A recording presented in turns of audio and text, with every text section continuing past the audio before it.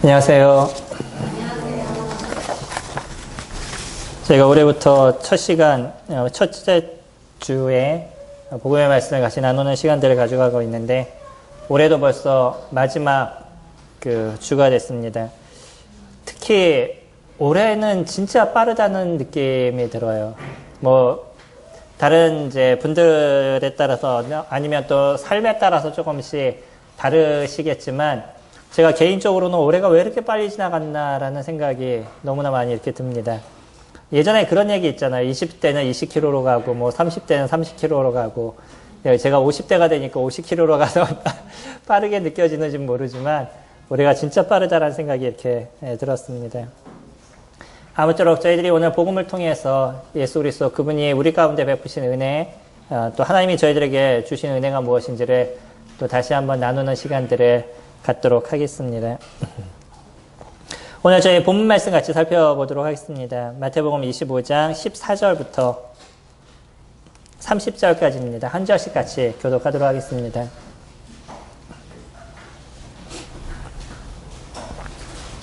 찾으셨나요? 마태복음 25장 14절입니다. 또 어떤 사람이 타국에 갈 때 그 종들을 불러 자기의 소유를 맡김과 같으니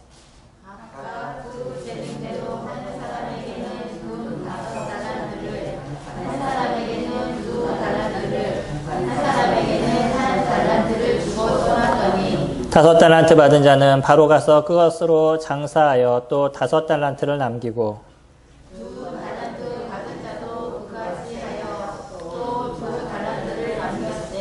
한 달란트 받은 자는 가서 땅을 파고 그 주인의 돈을 감추어 두었더니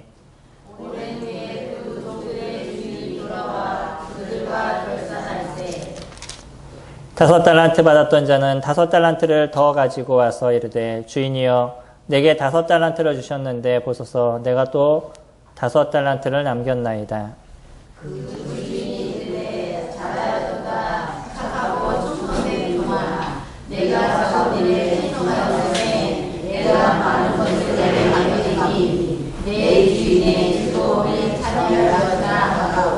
또 두 달란트 받았던 자도 와서 이르되 주인이여 내게 두 달란트를 주셨는데 보소서 내가 또 두 달란트를 남겼나이다.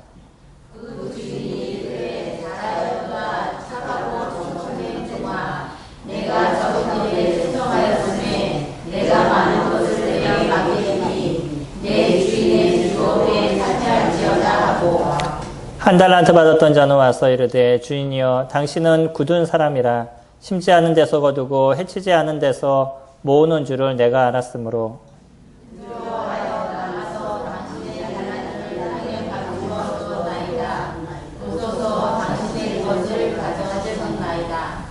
그 주인이 대답하여 이르되 악하고 게으른 종아 나는 심지 않은 데서 거두고 해치지 않은 데서 모으는 줄 내가 알았느냐. 그러면 내가 마땅히 내 돈을 무시하여야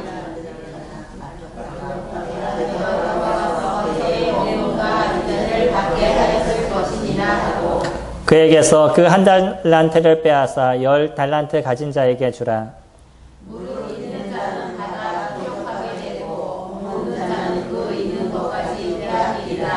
이 무익한 종을 바깥 어두운 데로 내쫓으라. 거기서 슬피 울며 이를 갈리라 하니라. 네, 달란트에 대한 이야기는 많이 들으시죠. 그리고 교회를 안 다니시던 분들도 주일학교 때 아이들이 달란트 시장이라는 것을 했다라는 이야기를 들어보신 분들이 많이 있을 겁니다. 그래서 이 달란트 시장은 그가 1년 동안에 이제 아이들이 수고하고 잘한 일들에 대해서 모아서 그것에 대해서 평가해주고 또 더 많은 것을 이렇게 해주는 그런 시간이죠.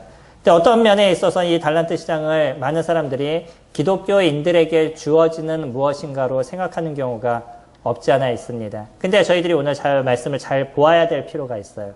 뭐냐면 세 사람에게 주어진 평가가 다르다는 것이죠. 그래서 오늘 달란트라는 이 자체가 우리가 지금 알고 있었던 것과 조금 다르다는 것에 대해서 생각하실 수 있으면 좋을 것 같습니다. 예전에 톨스토이에 대한 부분들을 제가 가끔씩 말씀을 드리죠. 톨스토이 책에 무슨 책이 있다고요? 사람은 무엇으로 사는가라는 책이 있죠. 이 사람은 무엇으로 사는가라는 책에는 사실은 세 가지의 질문이 등장을 합니다. 하나는 뭐냐면 사람은 무엇을 가지고 있느냐. 두 번째는 사람에게 없는 것은 무엇이냐. 세 번째가 사람은 무엇으로 사느냐라는 질문이에요. 미하일이라는 그 천사가 하나님의 말씀을 어김으로 인해서 거기에 대한 그 벌을 받게 됩니다. 그 벌이 이 세 가지에 대한 깨달음을 얻어서 올라오라는 것이에요. 그래서 만약에 이 세 가지의 깨달음을 얻게 되면 다시 천국으로 올라갈 수 있다는 거죠. 그래서 이 땅으로 내려오게 됩니다. 그래서 이 땅으로 내려왔는데 누구를 만나게 되냐면 이 땅에 와서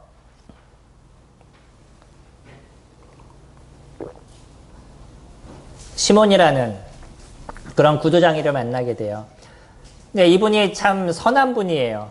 돈은 별로 없는데 선한 일을 많이 해서 아내는 또 별로 안 좋아하죠. 선한 일을 많이 하면 그만큼 집에 있는 걸 많이 나눠준다는 거잖아요. 그럼 집에 있는 사람들은 많이 돌보지 못한다는 거니까 아내는 그것으로 인해서 또 힘들어하는. 이날도 길거리를 이렇게 이제 가다가 보니까 옷을 다 벗고 있는 한 사람을 만나게 되는데 너무나 불쌍한 거죠. 그래서 그 사람을 데리고 집으로 왔어요. 집에 먹을 거는 없는데 오히려 한 사람을 더 데리고 집으로 오게 되는. 그래서 아내에게는 많은 욕을 먹고 그랬지만 이제 이분이 구두장이기 때문에 미하일이라는 이 천사인지는 모르지만 근데 이 사람을 데려다가 구두를 수선하는 일을 같이 가리킵니다. 그래서 이 사람이 이제 이곳에서 같이 구두를 수선하게 되면서 이제 사람들을 만나게 되죠. 여러 사람들을 만나면서 그가 갖고 있었던 질문에 대한 그 깨달음을 얻게 되는데 오늘은 그 두 번째에 대한 부분, 사람에게 없는 것은 무엇인가라는 부분이에요. 이분이 어느 날 이 집에 그 부자가 좋은 가죽을 갖고 오게 됩니다. 그래서 이 좋은 가죽을 갖고 와서 그 가죽으로 좋은 장화를 좀 만들어 주는데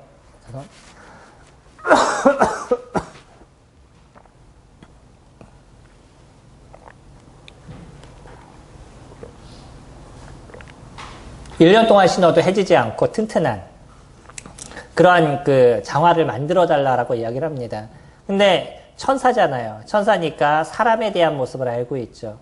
근데 이 부자가 그리고 맡겨놓고서는 떠나고 났는데 이 미하엘이라는 천사가 장화를 만드는 것이 아니라 단화를 만들기 시작했어요. 그것도 어떤 단화냐면 사람이 죽으면 신는 그런 단화, 이런 단화를 만들게 되죠. 이 단화를 만드는 것을 시몬이 보면서 아니 지금 뭐 하고 있는 거냐고 주문한 거하고 다르지 않냐고 라고 얘기를 했죠. 그리고 나서 조금 있다 보니까 그 부자의 종이 갑자기 막 뛰어들어옵니다. 그러면서 하는 얘기가 장화를 만들 필요가 없습니다.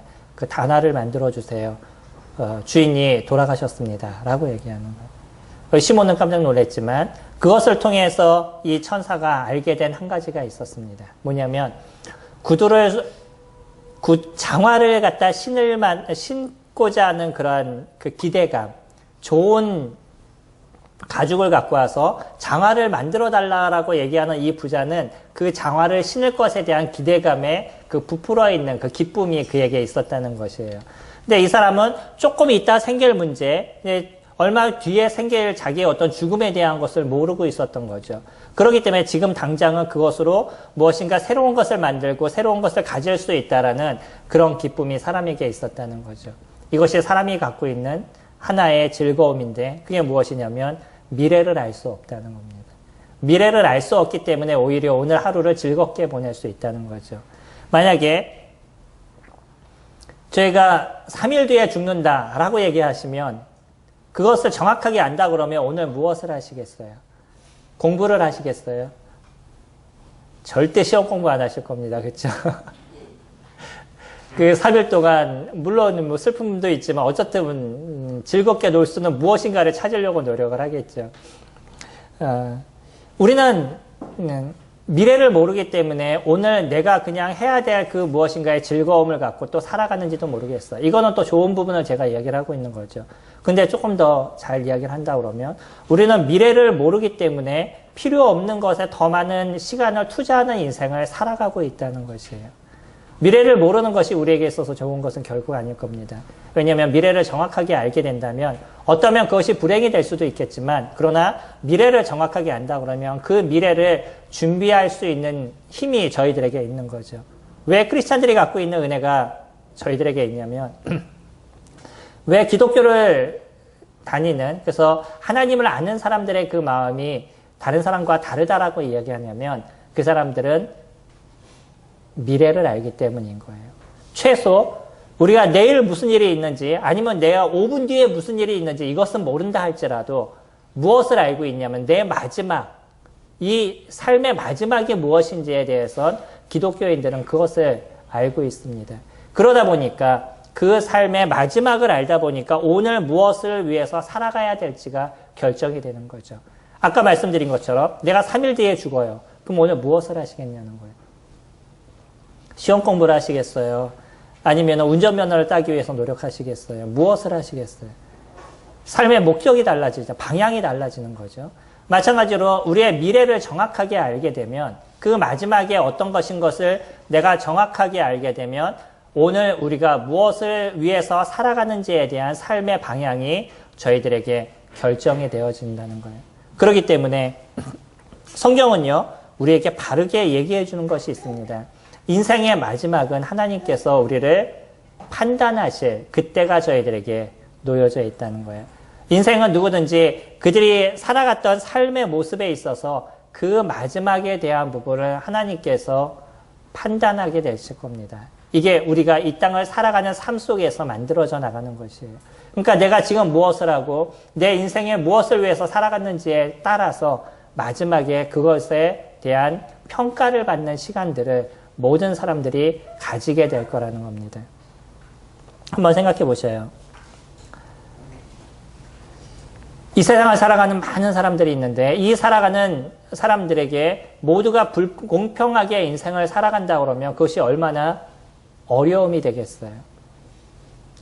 최소한 우리가 사람으로서 살아간다 그러면 조금은 공평하게 인생을 살아가야 되는 것이 맞지 않을까요?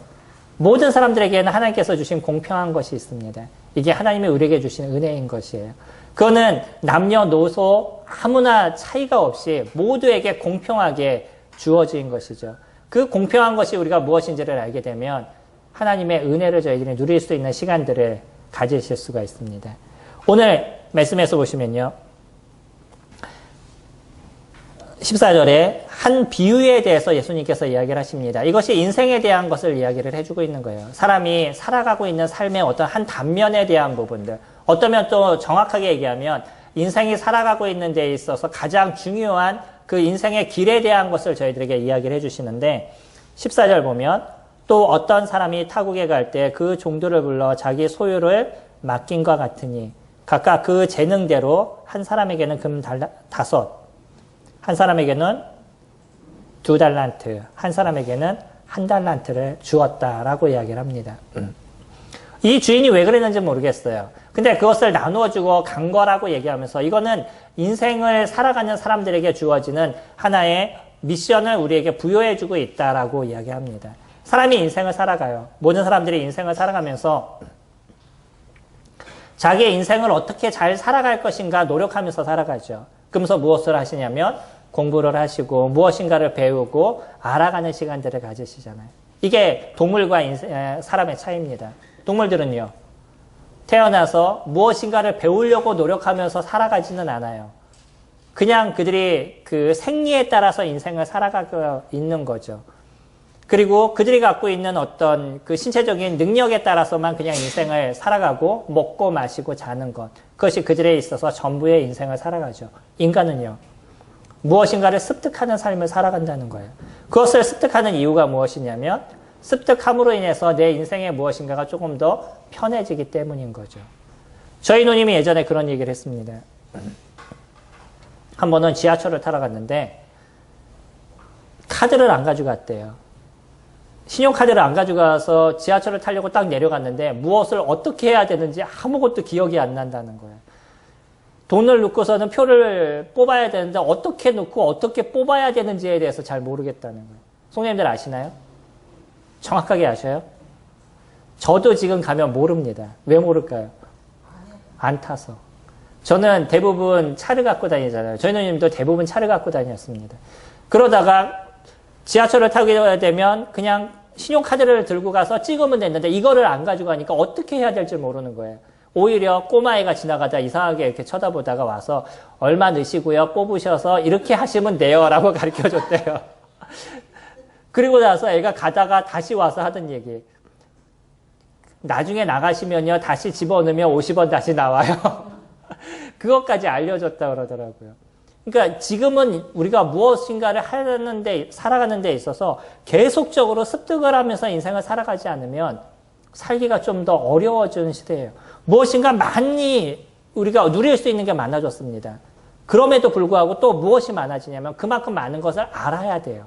그것을 습득하고 알아가게 되면 좀 더 편한 인생을 살아가게 되는데 그것을 습득하지 못하면 점점 어려워져 가는 시간이 되어져 가는 거죠. 그러니까 연세 드신 분들이 옛날보다 살아가기가 더 복잡해지고 힘들어져 버린 거예요. 예전에는 그렇게 어렵지 않았었습니다. 근데 지금은요, 계속적으로 무엇인가를 알고 배워가는 시간들을 가져가지 않으면 자꾸 도태되어 가는 거예요. 제가 요즘은 승용차를 운전을 못할 수도 있습니다. 예전에 한번 탔다가 차 시동을 못 걸었어요. 왜 그럴까요? 저는 항상 키를 꽂아서 돌리는 이런 차만 타고 있는 사람이라 요즘 차는요, 딱 타면 자동적으로 시동이 걸리는 이런 스마트 키가 있습니다. 달라요. 점점 시대가 달라져 가고 있어요. 요즘 나오는 차들은 점점 더 좋아져 가고 있고요. 무엇인가가 점점 없어져 가는.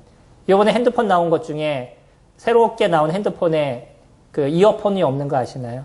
이어폰 잭이 없는 거. 꽂는 잭이 없는 거. 이번에 나온 갤럭시가 그렇습니다. 이어폰 대부분 이제 이어폰을 이렇게 꽂아서 쓰잖아요. 근데 요즘 이어폰 뭘로 써요? 무선으로 쓰잖아요. 어르신들 생소하시나요? 이 이어폰이 요즘은 다 무선으로 씁니다. 무선으로 쓰니까 핸드폰에 무엇이 필요가 없어졌냐면 꽂는 잭 그 구멍이 필요 없어진 거예요. 그거를 빼버리니까 핸드폰이 더 얇아질 수 있는 거죠. 요번에 나온 핸드폰에 그 꽂는 잭이 없어졌어요. 점점 무엇인가가 변해가고 있어요. 그리고 나서 또 그것을 사려고 그러면 그만큼 무엇이 또 비싸져요. 가격이 비싸지죠. 그러면 그 돈을 벌기 위해서 사람들은 또 무엇을 해야 되냐면 더 많이 벌어야 되는 거죠. 이게 인생을 살아가고 있는 지금의 모습입니다. 끊임없이 무엇인가를 습득하고 알아가고 배워가야지만 조금 더 잘 살아가는 인생을 살아갈 수밖에 없는 거예요. 한면으로는요. 그렇기 때문에 좋은 것을 배우고 그런 것을 알아가고 습득하는 것은 우리에게 더 유익하고 좋은 인생을 만들어주고 있다는 거죠. 이게 하나님이 우리에게 부여하신 재능입니다. 인간이 갖고 있는 재능은 남녀노소 모든 사람에게 주어져 있는 거예요. 그리고 그 사람은 그것을 개발시킬 수 있는 힘이 누구에게 있는 거냐면 자기에게 있는 거죠. 재능은 누가 주시는 것이냐면 하나님 주시는 거예요. 그래서 모든 사람들이 재능을 가지고 있습니다. 근데 그 재능을 개발시키는 사람이 있는가 하면 개발시키지 않는 사람이 있는 거죠. 저는 제가 컴퓨터를 요즘은 어느 정도 조립해서 조금 더 싸게 구입할 수 있는 그런 힘이 생겼어요. 그 힘이 왜 생겼을까요?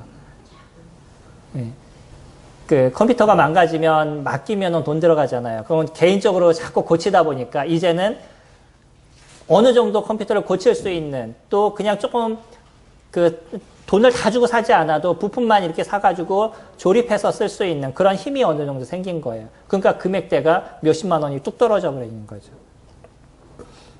그런 어떤 힘이 조금 더 생기고 지혜가 생기면 그것은 저를 좀 더 유익하게 해주는 거예요. 그리고 돈이 좀 더 덜 들게 만드는 거죠. 그리고 무엇인가 이것을 통해서 더 나은 부분들을 만들어갈 수 있는 거죠. 이게 내가 갖고 있는 재능을 개발시켜 나가는 거예요. 무엇인가를 내가 자꾸 해보고 노력하고 수고하다 보면 더 나은 것을 제가 얻어가는 부분들, 그래서 삶의 어떤 부분들이 조금 더 나아지는 부분들이 되어져 가죠. 예전에 어떤 친구가 그러더라고요. 아파트에서 무엇인가 망가졌는데 이제 자매가 이것 좀 고쳐줘 라고 얘기했더니 형제가 하는 얘기가 그런 건 나한테 시키는 게 아니라 밑에 아저씨한테 얘기하는 거야. 이렇게 아무것도 아니에요. 아주 단순한 거예요. 근데 그것조차도 안 하다 보니까 이제는 못 하는 거고요. 누구에게 그걸 맡겨야 되냐면 사람에게 맡겨야만 되는 거죠. 우리들이 갖고 있는 재능은요. 그거를 어떻게 개발시키느냐에 따라 가지고 무궁무진하게 변해가고 있습니다. 그렇기 때문에 우리의 재능을 개발시키는 것조차도 그거는 하나님이 우리에게 주시는 의무 중에 하나인 거예요. 많은 사람들은 이것을 개발시킬 의무가 있습니다. 하나님이 주신 것은 원석이에요. 이 원석을 잘 개발을 하면 훨씬 더 좋은 것을 만들어갈 수 있는 거죠. 그것을 개발시키시기 바랍니다. 그리고 더 중요한 게 있어요. 근데 그 개발해서 그것을 무엇을 할 것이냐는 거죠. 어떻게 사용할 것이냐. 이것이 더 중요한 것입니다. 오늘의 말씀은 이렇게 표현하고 있어요.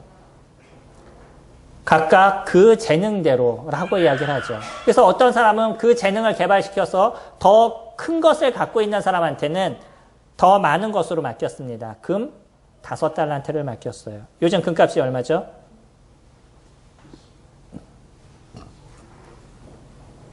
207,226원이에요. 어제 시세였습니다. 금값이 20만 원이 넘었더라고요. 저희 아이들 때 4만 원이었거든요. 네. 몇 년 지난 거예요. 한 20년 지나니까 그 몇 배가 뛴 거예요, 지금. 예전에 그 금을 제가 갖고 있었으면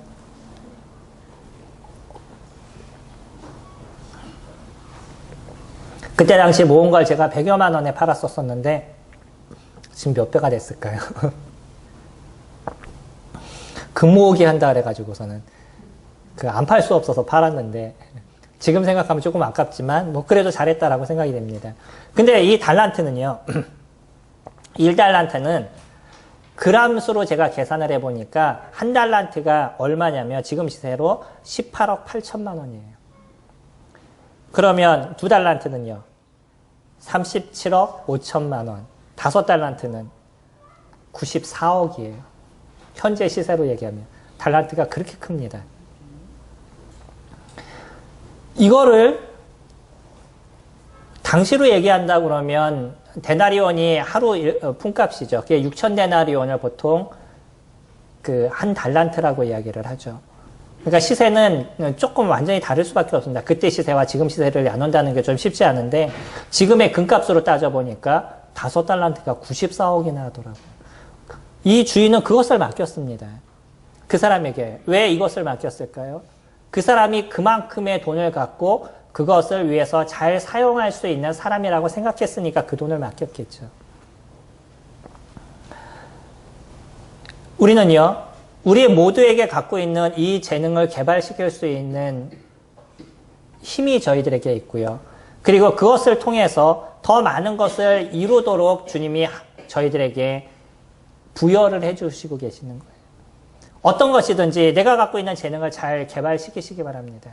그것을 잘 개발시키셔서 그래서 그것을 잘 사용하시기 바랍니다. 하나님이 그것을 잘 사용하시기를 원하고 계시는 거예요. 내가 갖고 있는 지식, 내가 갖고 있는 어떤 능력, 이런 것을 사장시키는 것을 원하시는 것이 아니라 그것을 잘 개발시키시기를 원해요. 운동을 잘하는 사람은 운동을 잘 개발시키시기 바라고요. 그리고 머리가 좋으신 분은 열심히 공부하시기 바라고. 무엇인가 내가 갖고 있는 그것을 잘 만들어 가시는 그 자체가 하나님의 일을 잘 이루시는 것입니다. 우리는 때로는 그것은 그냥 나를 위한 것이야 라고 생각할 수 있는데 그것이 하나님을 위한 일이에요. 중요한 건 무엇인지 아시나요? 그것을 어떻게 사용하느냐, 이것이 중요한 것이죠. 하나님 그것을 하나님을 위해서 사용하시기를 원하신다는 거예요. 우리의 것을 개발시키고 이 재능을 잘 개발시켜서 그것을 하나님을 위해서 사용하기를 원하시는 것. 이것이 하나님의 마음인 거예요. 그래서 우리들에게 그것을 맡겨주시고요. 그것을 어떻게 사용하고 있는지에 대해서 저희들을 보고 계시는 겁니다. 19절 말씀 보시면 오랜 후에 그 종의 주인이 돌아와 그것과 결산할세. 그들과 결산할. 주인이 이제 돌아왔었어요. 주인이 돌아와서 그들에게 맡겼던 것에 대해서 이제 결산하는 시간들을 가졌습니다. 5달란트 맡긴 사람, 2달란트 맡긴 사람, 1달란트 맡긴 사람. 너희도 그거 갖고 무엇을 했니? 라고 그들에게 물어를 봐요. 5달란트 맡긴 사람은 뭐라고 얘기하냐면 20절. 5달란트 받았던 자는 5달란트를 더 가지고 와서 이르되 주인이여 내게 5달란트를 주셨는데 보소서 내가 또 5달란트를 남겼나이다. 이 사람은 그것을 가서 무엇을 했었어요? 16절에 장사를 했다라고 이야기를 하죠. 그 사람이 할 수 있었던 것 중에 하나가 나는 이것을 갖고 난 장사를 잘하니까 장사를 해야 되겠다라고 생각했던 것 같습니다. 그래서 그 사람은 그것을 갖고 장사를 시작했어요. 지금으로 이야기하면 뭐 패스트푸드점을 만들었던 듯, 뭐 어떤 카페를 했던 듯, 뭐 어떤 것을 해가지고 아니면 경영을 했던 무엇을 한가를 해서 그것을 갖고 그 배나 되는 금액을 남겼습니다. 그것을 갖고 주인이 뭐라고 얘기하냐면 21절에 그 주인이 이르되 잘하였도다 착하고 충성된 종아 내가 적은 일에 충성하였음에 내가 많은 것을 내게 맡기리니 94억을 맡기고 적은 것이라고 얘기를 하시요. 그 적은 일에 충실했다는 거예요. 그러니까 그 주어진 것을 갖고 그것을 잊어먹으거나 그것을 생각하지 않거나 그런 것이 아니라 그것을 갖고 무엇인가 남긴 것. 그것을 주인은 뭐라고 얘기했냐면 네가 작은 것을 갖고 충성했다라고 얘기하는 거죠. 우리 인생을 사는 데 있어서 하나님이 언젠가는 우리를 판단하시고 결산하실 그때가 있으실 겁니다. 그때 하나님이 우리를 결산하시면서 뭐라고 얘기하냐면 내가 너에게 재능을 줬어. 너 그 재능을 갖고 무엇을 했니? 라고 저희들에게 물어보실 거예요. 그것을 개발시키고 그것을 갖고 어떻게 사용하는 것. 그것에 대한 평가를 하시겠다라고 이야기를 하는 거죠. 어떤 사람은 2달란트를 받았습니다. 그 사람도 동일하게 2달란트 받았던 그 사람도 22절 2달란트 받았던 자도 와서 이르되 주인이여 내게 2달란트를 주셨는데 보소서 내가 또 2달란트를 남겼나이다. 그 주인이 이르되 잘하였도다 착하고 충성된 종아 내가 적은 일에 충성하였음에 내가 많은 것을 내게 맡기리니. 이것을 하는 일을 보면서 나중에 무엇을 하시겠다고 얘기하시냐면 더 많은 것으로 내가 너에게 주겠다라고 얘기하신다는 거예요. 그리고 94억을 받았던 이 5달란트를 받았던 그 사람은요. 그것을 갖고 주인이 그래 너 그렇게 수고했어 이제 나한테 줘야지 내 돈이잖아 라고 받은 게 아니에요. 어떻게 하셨어요? 그냥 그것을 주인에게 그 사람에게 다 주었습니다. 나중에 보면요. 28절 보면 저희들이 알 수 있죠. 그에게서 그 1달란트를 빼앗아 10달란트 가진 자에게 주라라고 얘기를 하죠. 다시 얘기하면요. 10달란트 받은 그 사람이 내가 5달란트를 줬으니까 수고했어. 그러면 그냥 너 어느 정도 조금 먹고 나머지 놔줘. 뭐 이렇게 얘기하는 게 아니에요. 그 달란트를 다 누구에게 줬어요? 그 사람에게 줬습니다. 이게 하나님의 마음인 거예요. 하나님은요. 우리에게 재능을 주시고요. 그 재능을 갖고 무엇을 하는가를 보시고 그것을 그 사람이 다 누리고 쓸 수 있도록 주시고 계신다는 거예요. 근데 차이가 좀 있습니다. 일단 저희 계시록 말씀 잠깐 보시면 계시록 20장 12절에 보시면요.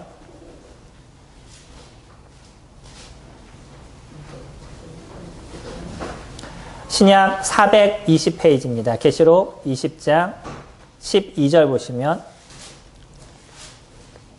또 내가 보니 죽은 자들이 큰 자나 작은 자나 그 보좌 앞에 서 있는데 책들이 펴있고 또 다른 책이 펴졌으니 곧 생명책이라. 죽은 자들이 자기 행위를 따라 책들에 기록된 대로 심판을 받으니. 무엇에 따라요? 자기의 행위에 따라서요.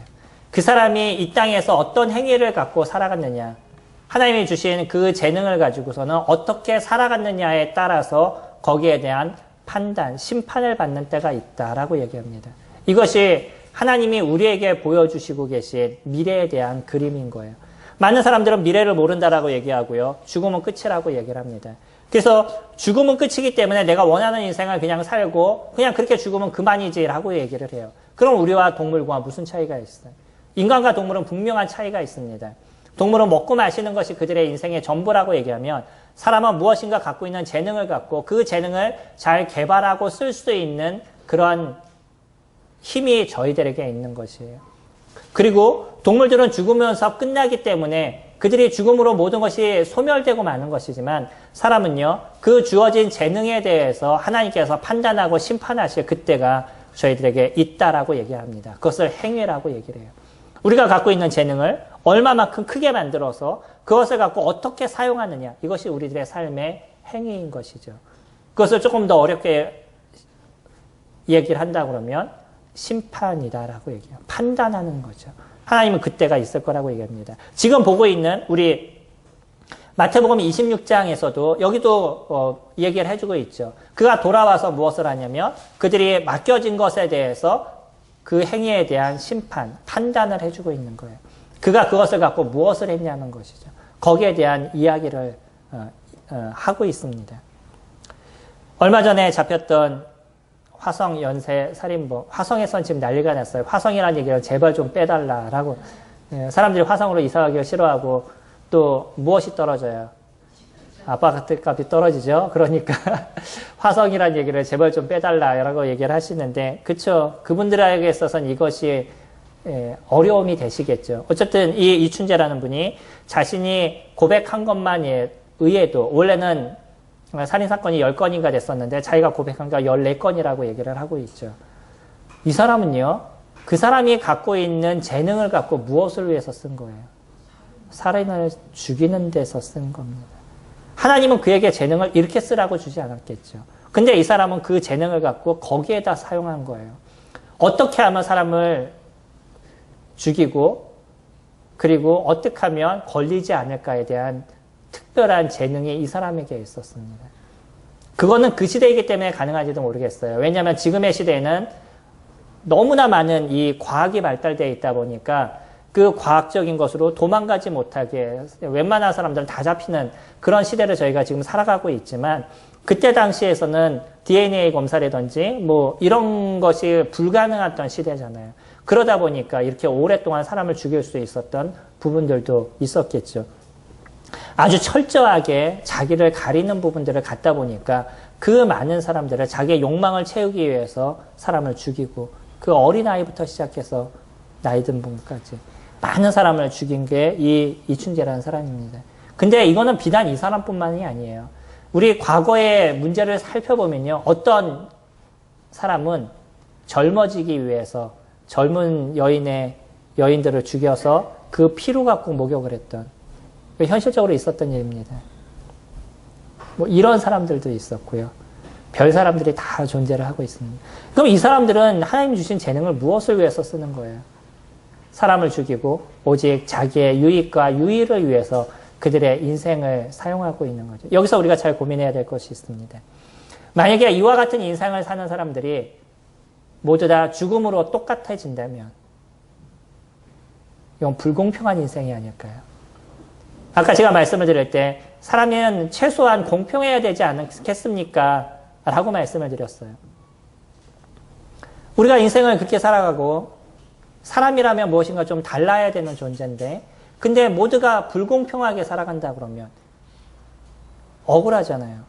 누구는 태어날 때 금수저 갖고 태어나고 누구는 흙수저 갖고 태어난다. 이제 그런 얘기를 하죠. 태어날 때부터 가정에 따라서 살아가는 삶이 처음부터 다르고, 아니면 그 사람이 갖고 있는 신체적인 능력에 따라서 조금 다른 것을 갖고 있고, 이건 불공평하다라고 얘기를 하죠. 근데 하나님은 그렇게 저희들에게 얘기하지 않으셔요. 모두에게 공평한 것을 너희들에게 주었다라고 이야기를 하는 거죠. 그래서 그 주어진 그 재능과 그것을 갖고 어떻게 사용하느냐, 하나님은 그것을 보신다라고 얘기를 합니다.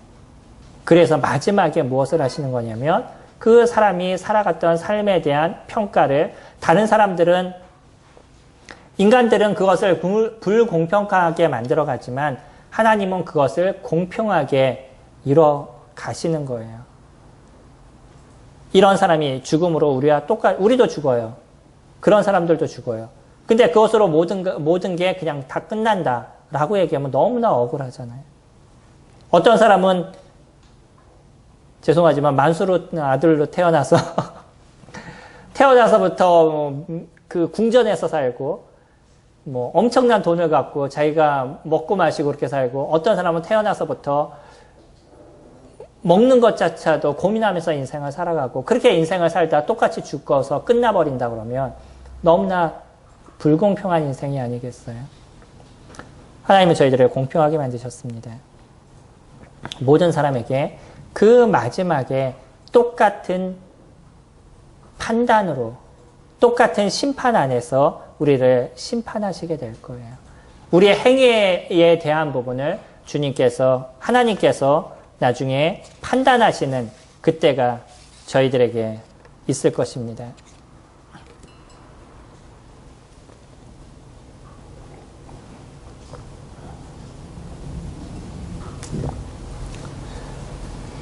어떤 사람은 그 마지막에 살았던 삶, 난 그냥 나름대로 자기가 원했던 삶을 살았다라고 얘기하지만 그 삶의 모든 것이 소멸돼 버리는 그런 문제가 될 거고요. 우리가 아까 보았던 것처럼 28절 보시면 그 이전부터 보실까요? 한 달란트 받았던 그 사람은 28절만 일단 보시면요. 28절에 그에게서 그 한 달란트를 빼앗아 10달란트 가진 자에게 주라 하니 라고 이야기를 하고 있죠.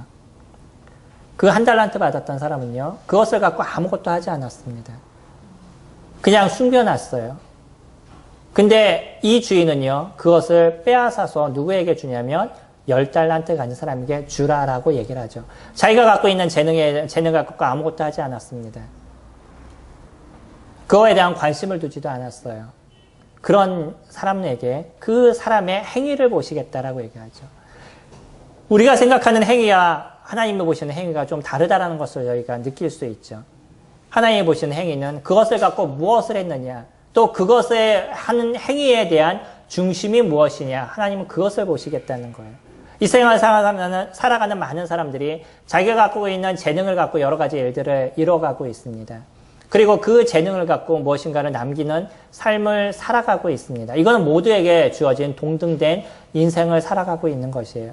그러나 그 재능을 어떻게 사용하고 있느냐, 무엇 때문에 그 재능을 사용하고 있느냐, 이거는 다른 거죠. 하나님은 그것을 판단하시겠다라고 얘기합니다. 26절 보시면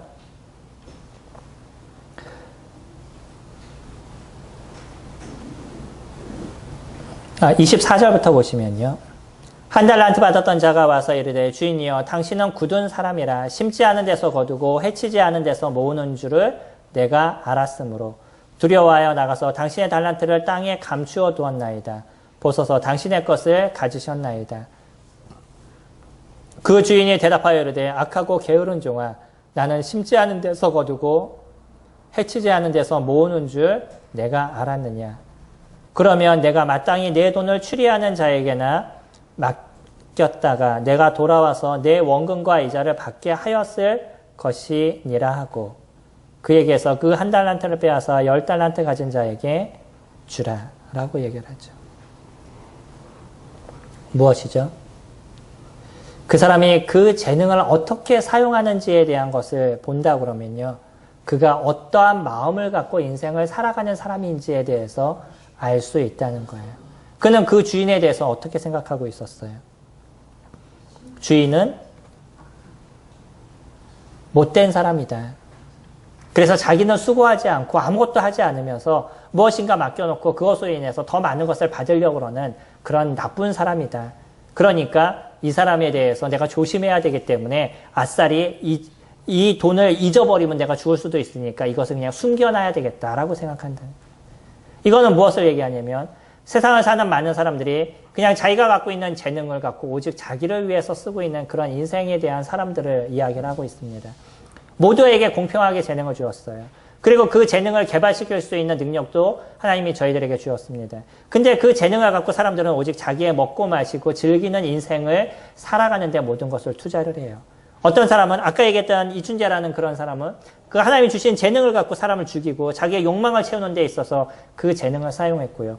어떤 사람은 열심히 공부해서 좋은 곳에 들어가고 또 좋은 판사가 되는 아주 좋은 자기 재능을 잘 개발시키는 일까지 이루었는데 판사가 돼서 자기 욕심을 채우는 데 있어서 인생을 살아가는 그런 판사들이 되어져 가고 있는, 요즘 매스컴에 등장하고 있는 많은 사람들의 모습은 오히려 검사, 판사를 하고 얘기하시는 분들이 자기의 욕심에 따라서 살아가고 있는 많은 사람들에 대한 이야기를 저희들이 듣고 있잖아요. 우리나라가 개혁이 돼야 될 것 중에 하나가 검찰이 개혁이 되어야 된다고 뭐 계속적으로 얘기를 하고 있는데, 그 안에 있는 많은 비리들이 또 있다라는 것을 이야기를 하죠. 저희가 뭐 그것을 캐려고 노력할 필요가 없다 할지라도 결국 그것에 대한 판단을 누가 하시겠다는 거예요? 하나님이 하시겠다는. 그런 것에 대해서 너무 어려워하지 마시기 바랍니다. 세상의 비리에 대해서 너무 고통스러워하고 힘들어하지 마시기 바랍니다. 거기에 대한 판단을 누가 하실 거냐면 하나님께서 그 행위에 따라서 판단하실 것이에요. 그렇기 때문에 하나님께 맡길 수 있는 그런 마음들을 우리가 가질 수 있으면 좋을 것이고요. 더 중요한 건 나는 그 행위에 대한 판단, 그 행위를 어떻게 이뤄가고 있느냐라는 것에 대해서 고민하셔야 되는 거예요. 하나님이 주셨던 모든 것에 세상 사람들은 인지하지 못하고 인생을 살아가지만 분명한 것은 무엇이냐면 하나님이 계신다는 것이에요. 그리고 하나님은 언젠가는 그것에 대해서 판단하시고 판결하실 그때가 저희들에게 놓여져 있다는 거예요. 이건 모든 사람들이 고민해야 될 부분입니다. 나에게 주어진 것을 갖고 그것을 그 주인을 위해서 쓸 것이냐, 그 주인이 불의한 사람이라고 생각해서 오직 나를 위해서 사용할 것이냐, 이것을 판단하시겠다는 것이에요.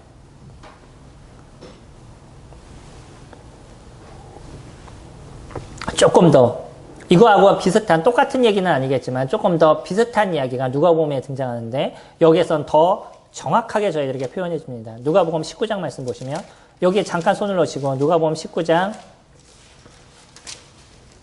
27절 말씀 보시면 여기에서는 한 왕이 등장하고요. 이 왕이 동일하게 종들에게 문화라는 것을 나누어 줍니다. 근데 여기에는 동일한 한 문화를 나눠줘요. 한 문화를 나눠주는데 어떤 사람은 그거를 통해서 10문화를 남기고, 어떤 사람은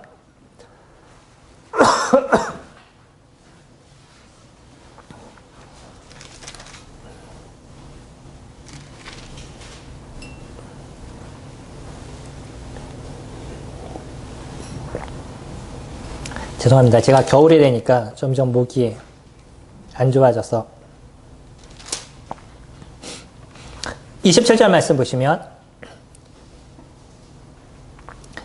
여기도 그 한 사람은요, 어떤 사람은 그것을 갖다가 그냥 땅에 감추고 아무것도 하지 않았습니다. 그 사람을 향해서 뭐라고 얘기하냐면, 그리고 내가 왕됨을 원하지 아니하던 저 원수들을 이리로 끌어내어 내 앞에서 죽이라 하니라.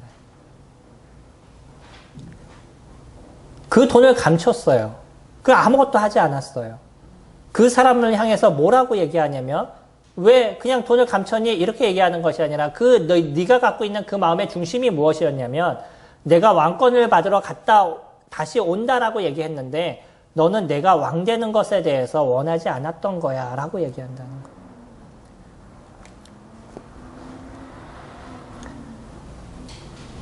하나님께서 우리 가운데 재능을 주셨습니다. 그리고 이제 예수 그리스도 그분을 통해서 우리의 죄에 대한 문제를 해결하시고요. 그분이 우리들의 진정한 왕으로서 하나님께서 세우시겠다라고 얘기하셨어요. 그분은 잠시 부활하심으로써 죽음 가운데 부활하시면서 하나님 나라로 가셨습니다. 그리고 완전한 왕권, 이 땅에 지금의 이 혼란한 시대, 죄가 만연한 이 시대가 아니라 완전히 죄를 걷어내고 진정한 하나님 나라가 도래하게 됐었을 때 예수 그리스도 그분이 왕권을 갖고 이 땅에 오시게 될 거예요. 그 왕권을 가지고 오시게 될 때 그분의 왕됨을 인정하는 사람들, 그 인정하는 사람들은 그 심판에서 하나님의 은혜를 얻는 하나님의 나라의 백성이 되는 권세를 얻게 될 것이지만, 여전히 자기를 위해서 살아가는 사람들, 하나님 주신 재능을, 그것을 갖고 오직 자기의 먹고 마시고 자는 것, 자기 가족을 위해서만 살아가는 사람들, 이런 사람들에 향해서는 너는 내가 왕 되는 것을 원치 않았어 라고 얘기하신다는 거예요. 예수 그리스도 그분이 우리에게 은혜를 베풀어 주셨습니다.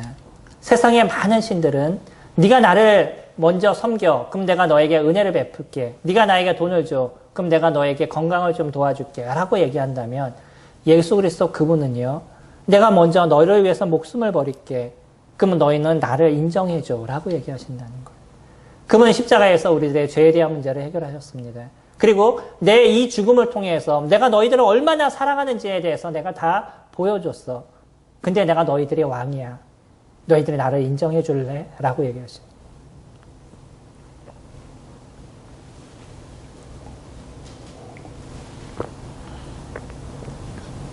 그것을 인정하는 사람들은요.